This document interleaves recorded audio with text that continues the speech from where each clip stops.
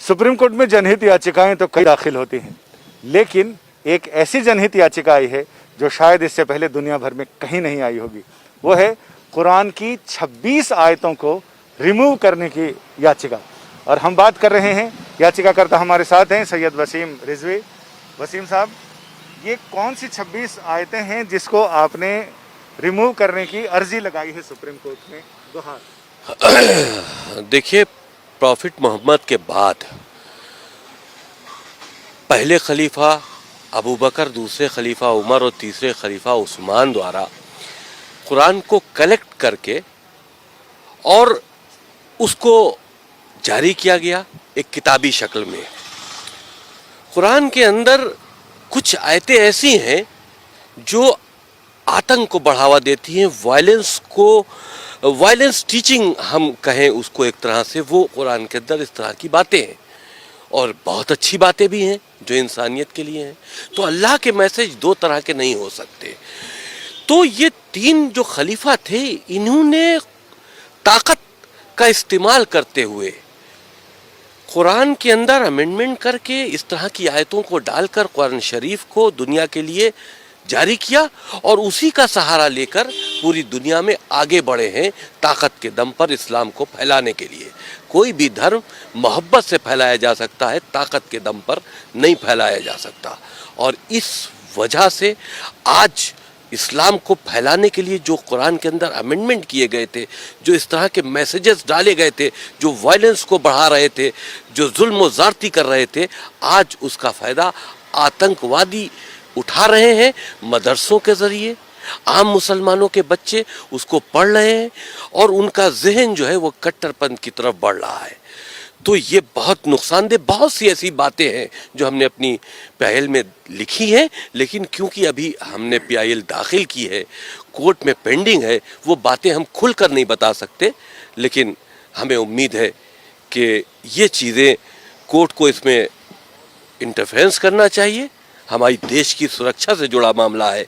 इन 26 आयतें जो वायलेंस की टीचिंग है इस्लाम के अंदर, जो पूरी दुनिया में आतंक का सबब बनी हुई हैं, इनको कुरान से रिमूव होना चाहिए। आपको लगता है कि कोर्ट ऐसे संवेदनशील मामले में, जिसमें एक फेथ से जुड़ा हुआ मामला है, उसमें मुदाखलत करेगा? ये मामला फेथ से जुड़ा नहीं है। फेथ से जुड़ा हुआ होता है इंसानियत का मामला। किसी का कत्ल कर देना फेथ से जुड़ा मामला है।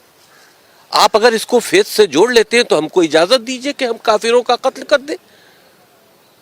तो ये फेथ से जुड़ा नहीं है, ये वायलेंस टीचिंग है।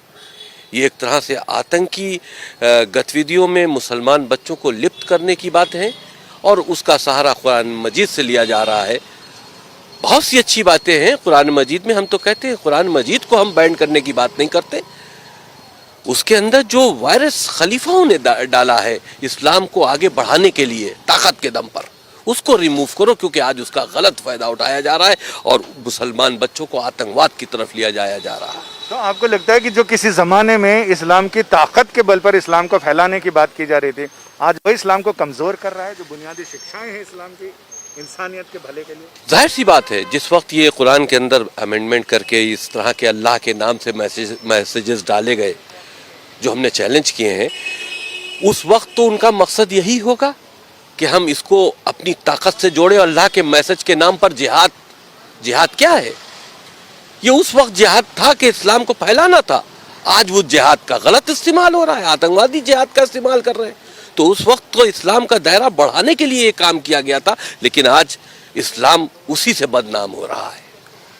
हमारे साथ सुधाकर द्विवेदी जी हैं, जिन्होंने ये सारी पिटीशन ड्राफ्ट भी की है और इसके बारे में इनके तकनीकी पहलुओं पे बात करते हैं कि इसमें आपने इसको संवैधानिक की जो मूल भावना है, जिसमें देश के खिलाफ हमला या देश पर हमला, देश की संप्रभुता, एकता और अखंडता पर, उसके साथ आपने देखिए, जो हमारा संविधान है वो प्रत्येक नागरिक को जो है प्रोटेक्शन देता है। तो उसी प्रोटेक्शन में जो है कोई भी ऐसी टीचिंग नहीं हो सकती जिससे कि आतंकवाद की पढ़ाई हो, जिससे कि आतंकवाद को एजुकेट किया जाए। तो ऐसे किसी भी धर्म में, ऐसा नहीं कि केवल मुस्लिम धर्म में, किसी भी धर्म में इस तरीके की कोई भी टीचिंग हो तो उसको चैलेंज किया जा सकता है। और हमारा संविधान इस चीज़ का अधिकार देता है कि अगर देश के खिलाफ कोई प्रॉक्सी वॉर के लिए कोई टीचिंग हो रही हो चाहे वो स्कूल एजुकेशन में हो या किसी भी तरीके की एजुकेशन में हो, तो उसको रिमूव करने का हमारा राइट है। और दूसरा कि इस्लामिक आतंकवाद इसमें सबसे ज़्यादा आगे जो है रहा है शुरू से पूरे विश्व में, और उसका सबसे ज़्यादा भुक्तभोगी जो है वो हिंदुस्तान रहा है। इसलिए हम लोग इसको इंडिया की सुप्रीम कोर्ट के अंदर इसको हम लोग चैलेंज कर रहे हैं, क्योंकि इससे रिलीफ जो है वो सुप्रीम कोर्ट दे सकती है और कोई रिलीजियस वो नहीं दे सकते। और इसमें कोई रिलीजियस इशू नहीं है, ये कोई धार्मिक उसको हमने कोई चैलेंज नहीं किया है। हमारा केवल इसके अंदर जो मेन ग्राउंड है वो यही है कि कोई भी ऐसी टीचिंग जो आतंकवाद को बढ़ाती हो, जो ह्यूमैनिटी के लिए खतरा हो, उसको रिमूव किया जाए। कुरान एक बहुत अच्छा ग्रंथ है, उसकी जितनी पॉजिटिव चीज़ें वो ज़रूर पढ़ाई जानी चाहिए, लेकिन जो चीज़ें इंसानियत के खिलाफ हो उनको रिमूव करने के लिए हमने इसमें प्रेयर की। आपका बहुत बहुत शुक्रिया। अमूमन इस तरह की याचिकाओं में कोर्ट ये कहता है कि आप अप्रोप्रिएट प्लेटफॉर्म पर इस मामले को लेकर जाएं और वहां अपने सबमिशंस दें।